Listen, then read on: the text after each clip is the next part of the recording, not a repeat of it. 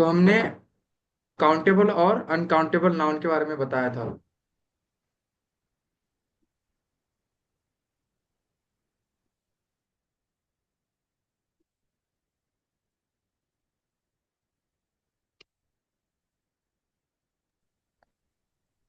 यानी काउंटेबल जिसे आप गिन सकते हैं और अनकाउंटेबल जिसे आप गिन नहीं सकते। ठीक है।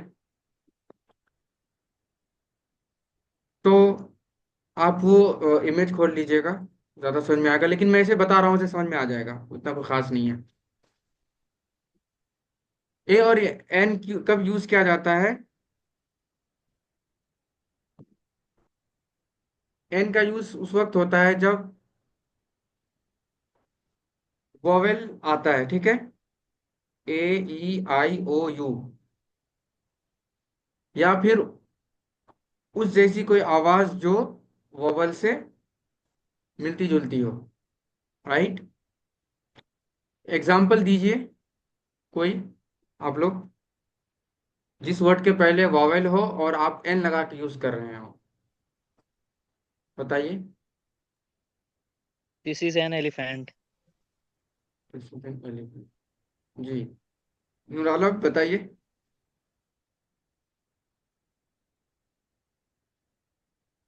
He is an honest boy. ठीक है। हाँ, क्योंकि इसमें वोवेल की आवाज आ रही है। राइट। मिसबाह रहमान, आपको समझ में आ रहा है ना?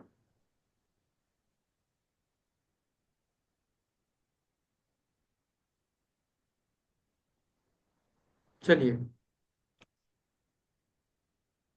तो उस जैसी कोई आवाज अगर मिलती जुलती है तो उस वक्त हम यूज करते हैं। जैसे हम अभी एग्जाम्पल भी देंगे आपके सामने। ठीक है।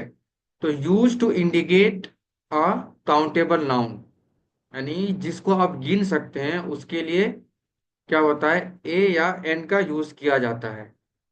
For example, army, children, class. ठीक है। इसी तरीके से अनकाउंटेबल नाउन को भी इंडिकेट करने के लिए यूज किया जाता है, जैसे एडवाइस, बीफ, कैश, डाटा। तो हम अनकाउंटेबल नाउन बताए और काउंटेबल दोनों के लिए यूज किया जाता है। ठीक है। पहले मैंने बताया कौन सा, काउंटेबल और अनकाउंटेबल। राइट। तो अनकाउंटेबल में क्या क्या आएगा? जैसे एडवाइस हो गया, बीफ हो गया, कैश हो गया, डेटा हो गया। तो इसे आप गिन नहीं सकते हैं। राइट। तो आप इसे गिन नहीं सकते हैं तो अनकाउंटेबल हो गया। तो इससे पहले ए या एन का यूज किया जाता है, और ये ए या एन का यूज उस वक्त किया जाएगा जब कोई वॉवेल आएगा। यानी एन का यूज उस वक्त किया जाएगा जब कोई वॉवेल आएगा, और ए का यूज आप कर सकते हैं। जैसे this is a car, this is a boy. ठीक है। तो यानी कॉन्सोनेंट्स में ए, ई, आई, ओ, यू और उस जैसी आवाज के अलावा जितने भी अल्फाज हैं वो क्या है, कॉन्सोनेंट्स। राइट। और इसी तरीके से used for first time we introduce an object, जब किसी ऑब्जेक्ट को हम इंट्रोड्यूस कराते हैं, मुतारफ जिसे आप बोलते हैं, वो करवाते हैं, तो उस वक्त यूज किया जाता है। जैसे मैं ने एक मूवी देखी। ठीक है। उसके लिए कैसे यूज करेंगे? I saw a movie last night, मैंने एक मूवी देखी कल रात में, जो रात गुजरी उस रात मैंने एक मूवी देखी। ठीक है। इसी तरीके से द का यूज कब करते हैं? द का यूज कंट्रीज के नेम से पहले द का यूज होता है। राइट। जैसे we are studying about the Indian history, इस तरीके से यूज करते हैं। तो द चाइना, द पाकिस्तान, तो द लगाने से क्या हो जाता है, ये एक तरह से मारिफा बन जाता है। ठीक है। इसी तरीके से रिवर या ओशियन, क्योंकि ये खास नाम है, पहले से तय है, तो उससे पहले यूज होता है। राइट। द का use.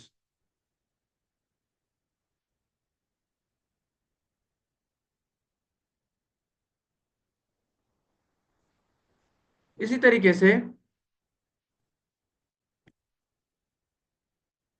When we mention a object again, हमने कोई ऑब्जेक्ट या कोई चीज को हमने एक बार जिक्र किया, फिर हम उसको दोबारा जिक्र कर रहे हैं, दोबारा मेंशन कर रहे हैं, तो पहली बार तो हम यूज कर चुके हैं ना, तो दूसरी बार जब हम यूज करेंगे तो जिसके सामने हम यूज कर रहे हैं उनको तो ये पता है कि इसका जिक्र एक बार आ चुका है, तो अब जो हम यूज कर रहे हैं तो वो क्या हो गया, मारिफा के तौर पर हो गया। ठीक है। तो प्रॉपर जब हो गया वो, तो उसके लिए हम यूज करते हैं, जैसे द मूवी वाज अवेसम। ठीक है।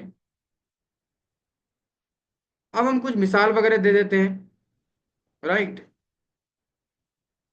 आर्टिकल्स का। नंबर वन पे है the weather is nice today,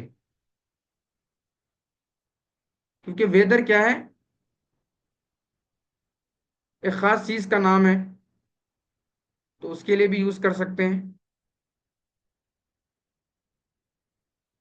class एक खास चीज का नाम है, उसके लिए यूज कर सकते हैं। इसी तरीके से ए का यूज बता रहे हैं कि व्हाट अ ब्यूटीफुल डे। ठीक है, अब दिन तो मुतय्यन नहीं है ना, तो व्हाट अ ब्यूटीफुल डे इस तरीके से यूज करते हैं दिन के साथ, डे के साथ। I want to watch a movie last night, right, I went to watch a movie last night. There is a car in front of the house, तो हाउस क्या हो गया, प्रॉपर है, तो घर के सामने है, तो द का यूज कर दिया। इसी तरीके से मूवी एक ऑब्जेक्ट है, आप फर्स्ट टाइम देखा आपने, तो अ मूवी लगा दिया। What an exciting night it was, तो यहां पे क्या हुआ, वॉवेल यूज हुआ, ई। ठीक है, ई का यूज हुआ। वॉवेल क्या है, ए, आई, ई, ओ, यू, ये क्या हो गया, वॉवेल हो गया, राइट।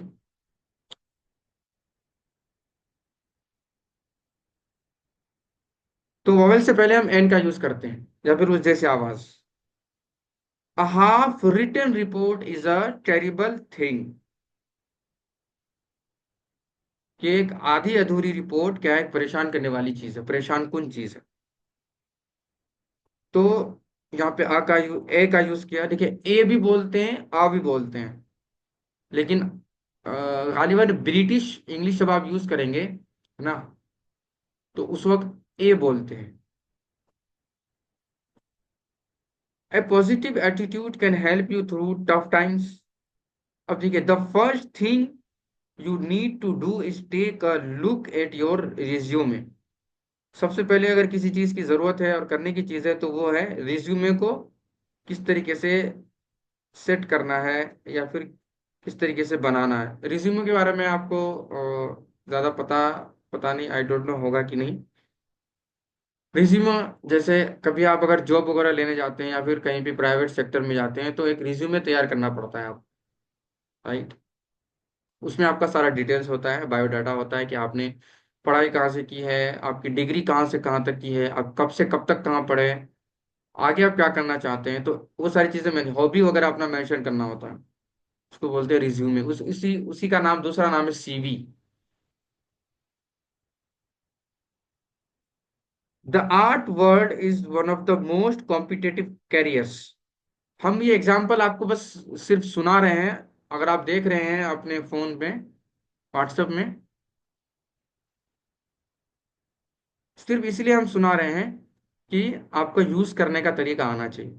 ठीक है, जब आप यूज करेंगे तो ही आपको यूज करने का तरीका आएगा, सिर्फ आपको रटने वाली चीज नहीं है। इंग्लिश ग्रामर में सबसे पहली चीज है कि आप उसको प्रैक्टिस कीजिए, यूज कीजिए। ग्रामर भी अगर कोई सीख के इंसान चाहता है कि हम अंग्रेजी बोलेंगे, इंग्लिश बोलेंगे, स्पीकिंग करेंगे, तो वो नहीं कर सकता। कहा जाता है कि किसी भी जुबान को सीखने के लिए सबसे पहले ग्रामर की जरूरत नहीं होती है, सबसे पहले प्रैक्टिस की जरूरत होती है। तो प्रैक्टिस आप जितना ज्यादा करेंगे आप उतना ही सीखेंगे। इसके लिए आप इंग्लिश कार्टून देख सकते हैं। हम तो कार्टून वगैरह देखते थे, इंग्लिश कार्टून। इसी तरीके से चंपक पढ़ सकते हैं। आप नॉवेल पढ़ सकते हैं, अगर आपकी इंग्लिश अच्छी है तो आप नॉवेल पढ़िए। इसी तरीके से the archaic art from is starting to make a resurgence. ठीक है, या फिर resurgence. Startups are becoming an increasingly popular choice for art, for artists, right? तो ये बहुत सारी मिसालें हैं। The lavender fields of Provence in the south of France produce the last lavender essential oils in the world. तो ये आपको the और एन का यूज किस तरीके से करना है आप मिसालों से समझ सकते हैं। बाकी बहुत सारी मिसालें हैं, इतना तो यहाँ पे हम नहीं पढ़ सकते। बताइए, अब ए और एन का यूज थोड़ा समझ में आया? जैसे अम्ब्रेला, अम्ब्रेला के पहले क्या लगेगा बताइए? ए लगेगा या एन लगेगा? एन। ठीक है। ओनर, ओनर के पहले क्या लगेगा, ए या एन? एन। ठीक है, चलिए आप ये बता दिए। और मैं दूसरे को तो पूछता हूँ, हैन के पहले क्या लगेगा, ए या एन? HEN, हैन के पहले ए। बताइए, मैंने आपसे ए। पूछा।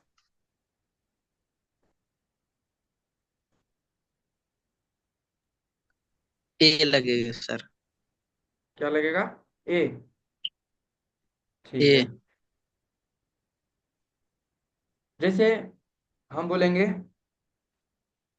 कि हम क्लास जा रहे हैं, तो क्लास के पहले क्या लगेगा?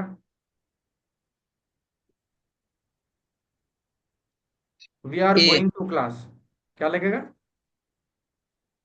कुछ नहीं। कुछ भी नहीं लगेगा। अरे हमने यहाँ विदाउट तो कुछ नहीं। लगाए, हमने विदाउट कुछ लगाए बोला दा आप। लगेगा सर। दा हाँ लगेगा। अंग्रेजी। हाँ ठीक है। अंग्रेजी में देखिए, द नहीं भी लगाएंगे तो चल जाएगा, लेकिन यूज करने से क्या होता है, अगर आप इस तरह यूज करेंगे तो आपका सेंटेंस मतलब अच्छा माना जाता है। ठीक है, सजा सजाया हुआ सेंटेंस, राइट। Yes sir. और बताइए, जैसे हम बोले कि हम मॉल जा रहे हैं, we are going to mall, उससे पहले क्या लगेगा? द। ठीक है। हम हमने जामिया सल्फिया देखा, यहाँ पे क्या लगेगा बताइए? आ। वी साव जामिया सल्फिया, आ लगेगा। हमने एक जामिया सल्फिया देखा, मतलब इसका मतलब ये हुआ, जैसे आप बोल रहे हैं ए लगेगा या आ लगेगा, तो हमने एक जामिया सल्फिया देखा, तो क्या जामिया सल्फिया और भी हैं? नहीं सर। द क्या लगेगा सर। लगेगा? क्या लगेगा? द। द नहीं भी लगाएंगे तो चलेगा, लेकिन द हम यूज करने का एक तरीका बता रहे हैं कि द लगाएंगे तो इस तरह यूज किया जाए। ठीक है। चलिए, और कोई इसमें से कुछ, अब तो कंफ्यूजन नहीं होगा ए एन और द में? अच्छा। नूर आलम? नहीं सर। नहीं नहीं, अगर कंफ्यूजन है तो आप बोलिए, फील फ्री टू आस्क। चलिए, अरबी में कैसे बोलेंगे फील फ्री टू आस्क का ट्रांसलेशन कीजिए, चलिए। फिर से बोलिए sir. Feel free to ask, feel free to ask. Sir लिख दीजिए स्क्रीन पे, समझ में नहीं आया। लिख रहे हैं, लिख रहे हैं।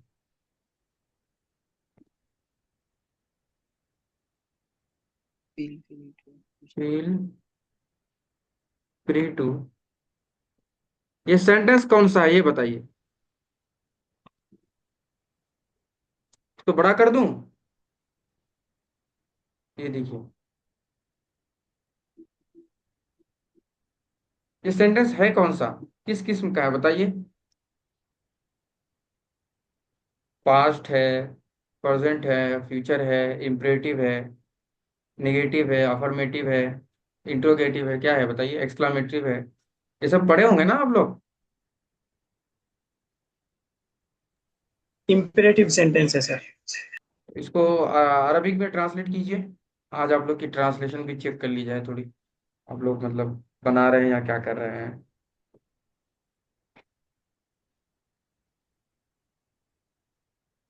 बनाइए इसको।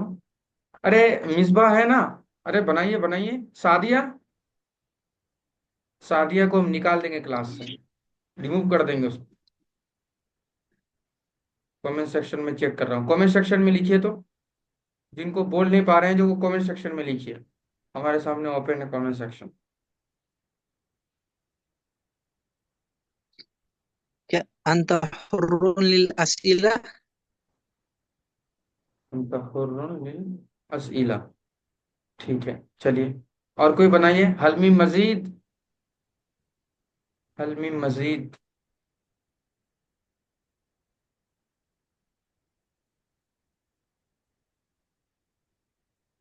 मोर, आलम। नहीं सर। कोशिश तो कीजिए आप। Why are you not trying.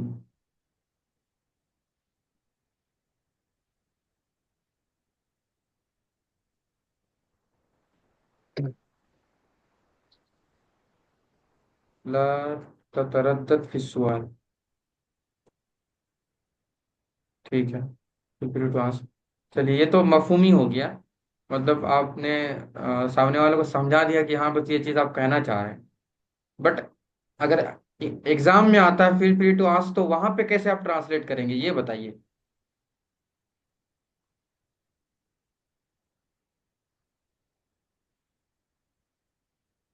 चलिए खैर, हजारों तरीके हैं। ठीक है, लेकिन जब, बोर्ड कौन चला रहा है जी।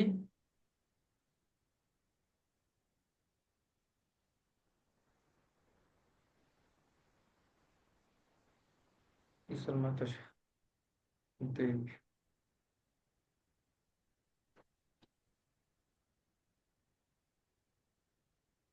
एक सेंटेंस अरबिक में बोला जाता है, कुल मा बदालक, जो कहना है कहो। ठीक है, जो आप कहना चाहते हैं कहिए। इसी तरीके से अगर आप उसको बनाएंगे, साला यसअलू से पहले अम्र क्या बनेगा, इंपरेटिव क्या बनेगा बताइए। जी। इस साला यसअलू से इंपरेटिव क्या बनेगा।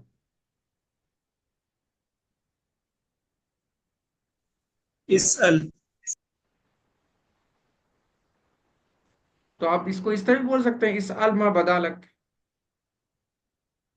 ठीक है, लेकिन ला ततरद्दद फिस मैं सवाल, ये भी कोई गलत नहीं, ये भी सही है। ठीक है। मैं मैं इस अल से लिखा हूँ सर। हाँ हाँ, देखा था मैं आपको, इस अल मा तशाउ आपने लिखा, ये भी सही है। यानी जितना लिखा है आपने वो सही है। अगर आप एग्जाम में लिखेंगे तो गलत नहीं होगा, नंबर नहीं काटेगा एग्जामिनर। ठीक है। सादिया, बनाओ बनाओ इसको बनाओ।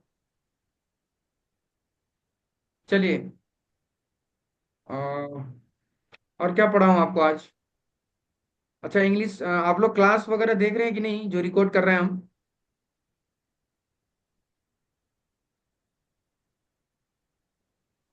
जी। देख रहे हैं, अच्छी बात है फिर तो। देख रहे हैं तो,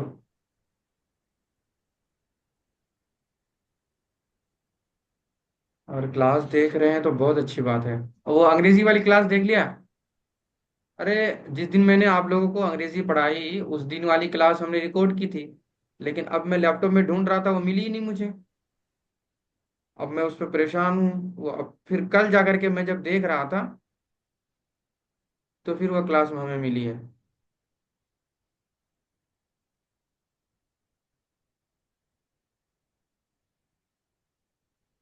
तो मैं उसको अपलोड कर दूं, या फिर जो पहले जो अपलोड कर चुके हैं उसको आपने पढ़ लिया होगा वैसे।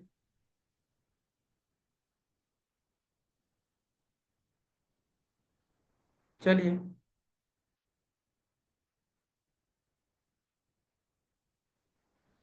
चलिए, रमा अरमी से गर्दान कीजिए तो। पहले अम्र की गर्दान, रमा अरमी से। चलिए नूर आलम, पहले सुनाइए, आप गर्दान सुनाइए रमा अरमी से। कौन से फेल की सर? रमा अरमी। माजी मुजारा अम्र क्या है? अम्र अम्र अम्र। इर्म इर्मिया इर्मो इर्मी इर्मिया इर्मीना। ठीक है। चलिए। और कज़ा यक़ज़ी से ये सुनाइए। महबूब चले गए क्या? सलमान सुनाइए कज़ा यक़ज़ी से।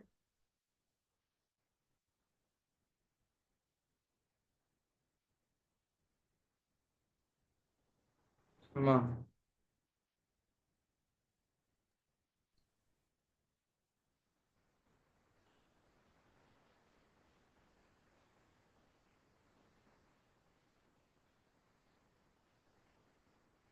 सलमान। जी सर। सलमान कज़ा भाई। कज़ाया कज़ा। हाँ जी। फेले अम्र जी सुनाने सर। बोल रहा हूँ, फेले अम्र सुनाना है। इम्परेटिव। जी सर। हाँ पढ़िए। इक़ज़ी इक़ज़िया इक़ज़ू। हम्म। इक़ इक़ज़द इक़ज़ता इक़ज़ैना। अच्छा। ठीक है। मिसबा सुनाइए तो, कज़ा यक़ज़ी से। इक़दी इक़दिया इक़दू इक़दी इक़दिया इक़दीना।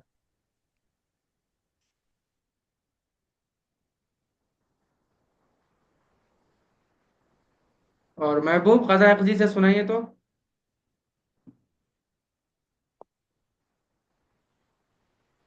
गर्दान सुनाइए, अगर आ जाएगा एग्जाम में तब, यही सब तो आता है फेले मोतल से।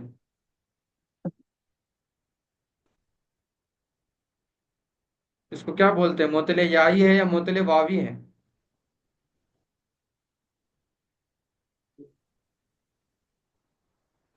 महबूब सुनाइए कज़ा यक़ज़ी से फेले अम्र की गर्दान। मोहतल्लाम। इक़ज़ी इक़ज़िया इक़ज़ी। यक़ज़ी यक़ज़िया।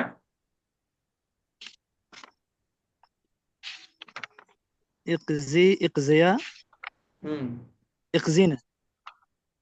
बस तीन ही से कहा आता है उसमें, फेले अम्र में। छह आता है। छह सुनाइए, अब तीन ही सुना रहे हैं।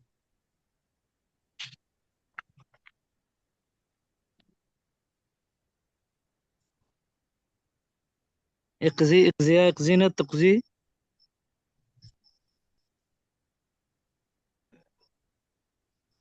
कर रहे हैं आप लोग, क्या कर रहे हैं? देखो हम कर्सर से लिख रहे हैं।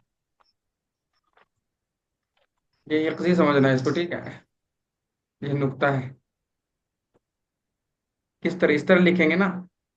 ये जज़म हो गया, और ये जेर, यक़ज़ी। फिर उसके तो बाद हमजा पर कुछ नहीं लिखेंगे, जबर जर नहीं देंगे। हमजा पे। जो वो है उस पे जो जबर दिए हैं, जेर दिए हैं, वो जेर नहीं आएगा, मतलब दिया नहीं जाता है हाँ, अरबी के। नहीं जेर दे सकते हैं आप, उसमें कोई गलती ये नहीं है। पता नहीं, हो सकता है नहीं दिया जाता हो, लेकिन हम लोग तो दिए हैं। देने में कोई हर्ज नहीं है वैसे, यहाँ पे कोई कायदा वादा तो है नहीं इसका ऐसा कुछ। अच्छा, एराब लगा के वो लिखना रहता है क्या? एराब लगाना होता है। ठीक है। अच्छा ठीक। उक्तुबू, इस तरह तशरीफ अल फेल ऐसे करके देते हैं क्या क्या। मा तशकील।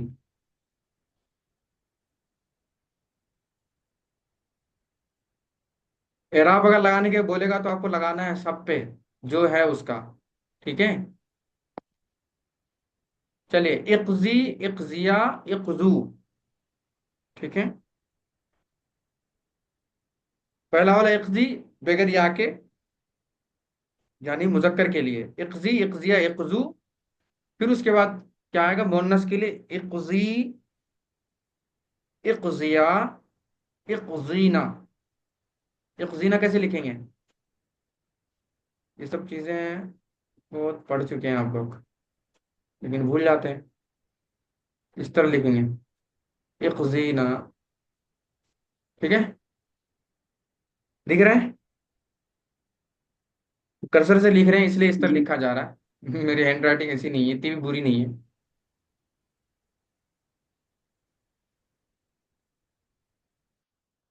चलिए, तो इसका इसका इंग्लिश वर्ड बताइए तो इक्जी का क्या आएगा? फजा इक्जी का इंग्लिश स्पेंड। वर्ड क्या आएगा? हाँ। स्पेंड। स्पेंड। स्पेलिंग, वक्त गुजारने स्पेल आउट, वाला। Spell out. स्पेल आउट कीजिए इसको, मतलब बताइए वो तलफ्फुज। इस स्पेंड, SPEND। स्पेंड।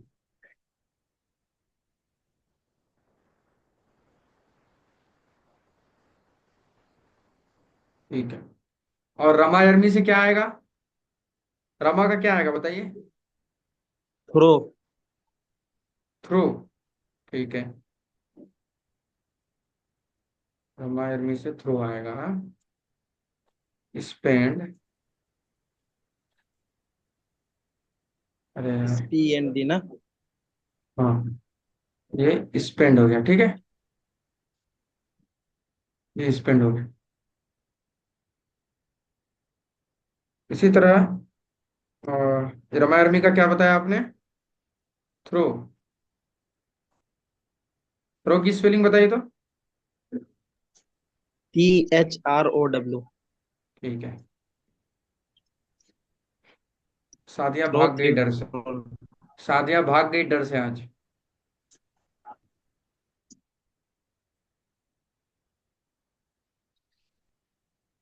आप लोगों ने टेस्ट सबमिट किया? सलमान भाई, आपने टेस्ट सबमिट किया? जी सर। मिसबा भाई आपने? यस सर, कर दिया हूँ। ठीक है। उनके 1 मिनट में तो वो दिखा भी देता हूँ, फिर आपने कर दिया है तो। वो तो ग्रुप में भेज दिया था ना। जी।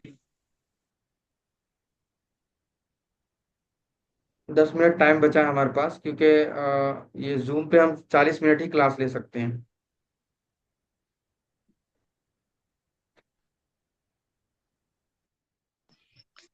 सर वो जी बताएं। बोलिए। जमींदारी जागीरदारी और जेब, और इसमें कई तरह का था, वो समझ नहीं आ रहा था सब। मुगल एम्पायर में ही सब उसमें था, हाँ हाँ। कई चीजें। उसका उसके बारे में थोड़ा बता देंगे? जमींदारी इख्तिदारी जब्त सिस्टम। जी ये सब पीडीएफ में तो है वो। उसमें मतलब कौन किसके उसमें था दौर में, ये नहीं समझाया। सब मुगल एम्पायर के उसमें ही दिया है। सब मुगल एम्पायर में ही था। इसमें जो क्वेश्चन में जो आया है वो आप समझ में नहीं आया आपको? जी। अच्छा रुकिए, अभी मैं क्वेश्चन ही देख लेता हूँ फिर। देखिए, अभी क्वेश्चन नंबर 1 से अब स्टार्ट करते हैं वैसे, ठीक है। गूगल ड्राइव अगर हम यूज करेंगे 1 मिनट।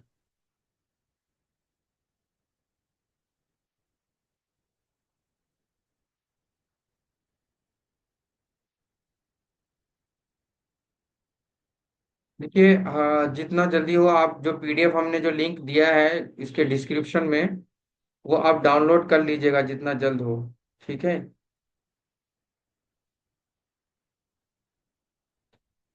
क्योंकि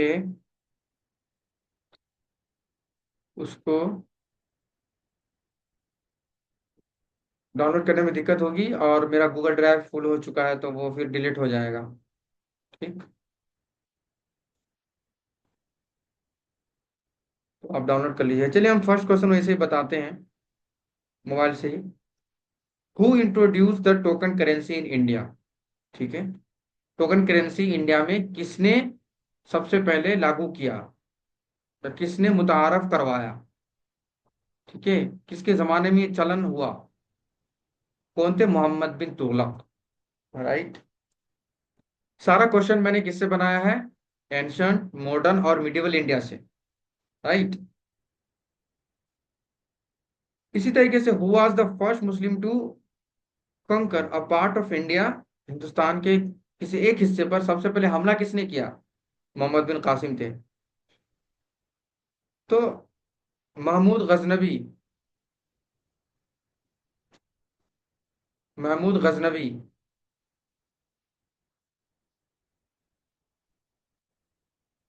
उन्होंने सोमनाथ टेम्पल पे हमला किया था। कब किया था? 1050 25 एडी में। 1025 एडी में। राइट।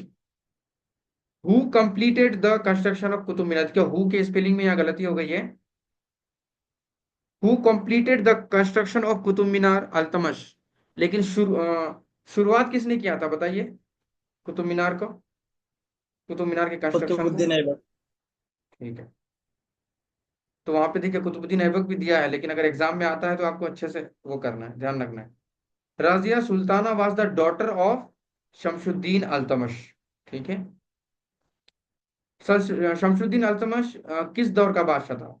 दिल्ली सल्तनत का, मुगल एम्पायर का, किस दौर का था बताइए?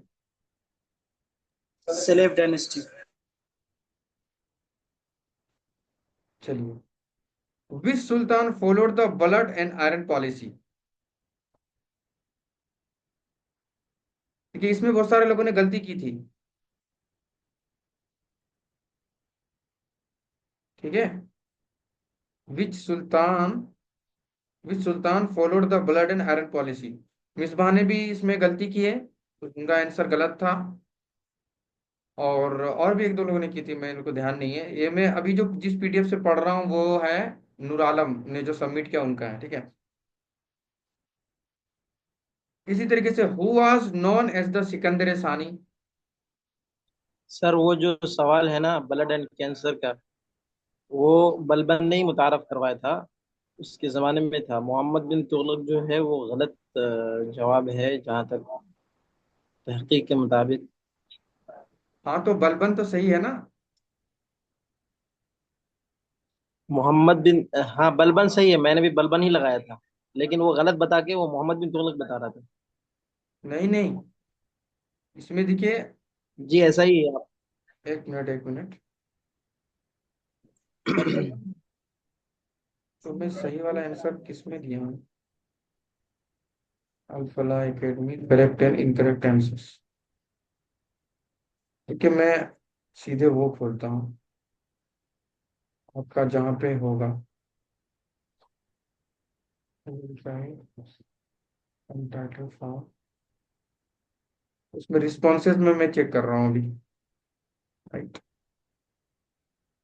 सलमान ने दे दिया है, आपने सबमिट कर दिया टेस्ट?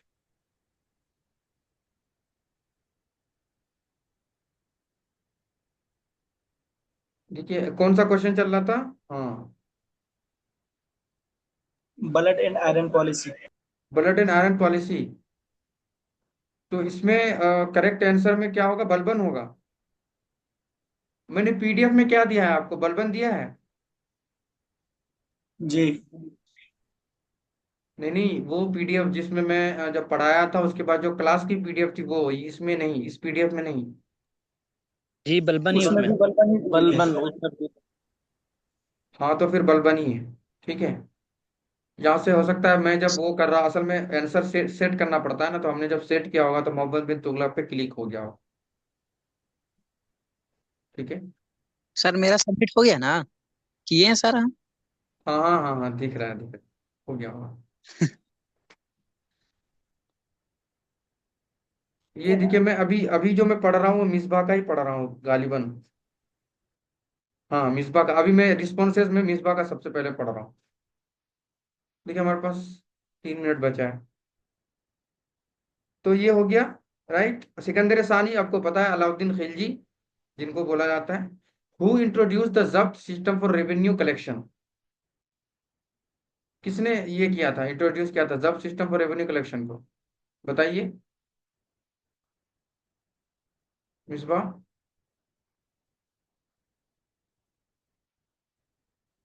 रोडर महल। ठीक है, मिसबा ने इसका मतलब वो अकबर डाला था। ठीक है। Who was the author of Akbarnama and Aine Akbari, ये पता है Abul Fazal. Who introduce the doctrine of lapse, doctrine of lapse के बारे में भी मैं बताया था, go through the PDF and read carefully, किसे बोलते हैं। Who founded the Brahmo Samaj, Raja Ram Mohan Roy. Gandhi short march ended at Dandi coast, Dandi coast कहाँ पे है? गुजरात में होगा सर। हाँ, गुजरात में है। हाँ वही है। ठीक है। The slogan swaraj is my birth right was given by Bal Gangadhar Tilak. ठीक है। इसी तरीके से who founded the slave dynasty, Qutubuddin Aibak. Who introduce the iqtadari system, Shamsuddin Altamash. ठीक है। देखिए मैं इक्तदारी और जब्त सिस्टम को मैं बताता, लेकिन अभी 1-2 मिनट में मीटिंग एंड हो जाएगा, तो मैं अभी यहाँ पे बता भी नहीं सकता। द फेमस पोएट अमीर Khusro was associated with which ruler, Alauddin Khilji. ये देखिए अमीर खुसरो के बारे में क्वेश्चन आता है एग्जाम में। ठीक है, इनका देख लीजिएगा आप अच्छे से। Who was defeated by Babur in the first battle of Panipat, Ibrahim Lodhi. What was the rank used for Mughal nobles called zat, zat मतलब इसको रैंक जिसको बोलते हैं। ठीक है,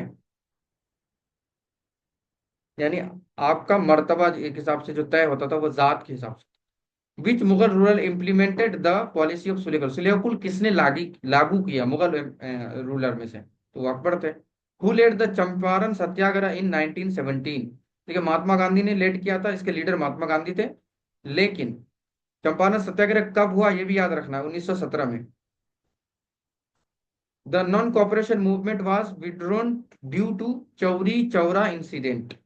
ठीक है, वहां पे मतलब कुछ लोगों के दरमियान आपस में झिड़प वगैरह हो गई थी, तो उसकी वजह से ये इनको इसको रोकना पड़ा था। The Ghadar movement aimed to achieve armed revolution, तो इस तरीके से round table conference. Which river is not mentioned among the Rigvedic rivers, Ganga. Which empire is called golden age of the Indian culture, Gupta empire, Gupta empire को गोल्डन एज माना जाता है। इस तरह से हम फिर नेक्स्ट क्लास में डिस्कस करेंगे। ठीक है, आज के लिए बस इतना ही काफी है, हमारी क्लास अब एंड होने जा रही है। कोई अगर क्वेश्चन वगैरह हो, तो नेक्स्ट क्लास ना हम यूट्यूब पे लाइव लेंगे। राइट, तो यूट्यूब पे लेंगे तो